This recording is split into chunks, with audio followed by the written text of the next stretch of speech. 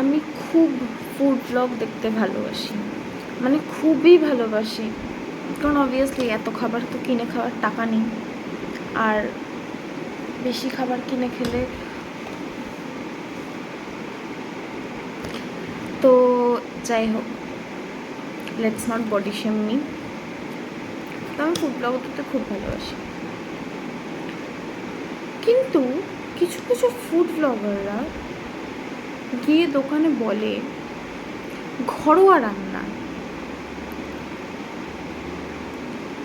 ঘরোয়া রান্না। যদি ঘরোয়া রান্না খাবার হয় আমি ঘরে রান্না করে নেব, আমি বাইরে গিয়ে কেন খেতে যাব ঘরোয়া রান্না? টাকা দিয়ে ট্রাভেল করে ঝড় বৃষ্টি রোদ মাথায় নিয়ে আমি 40 টাকার ফ্রাইড রাইস 140 টাকা দিয়ে খাচ্ছি, জাস্ট যাতে ঘরের রান্না না খেতে হয়। আমি কেন ঘরোয়া রান্না খাবো দাদা? এটা কেমন কমপ্লিমেন্ট? আপনি এটা কমপ্লিমেন্ট দিচ্ছেন না এটা খারাপ কথা বলছেন? আমি তো প্রথম কথা এটাই বুঝতে পারি না। ঘরোয়া রান্না, ননসেন্স।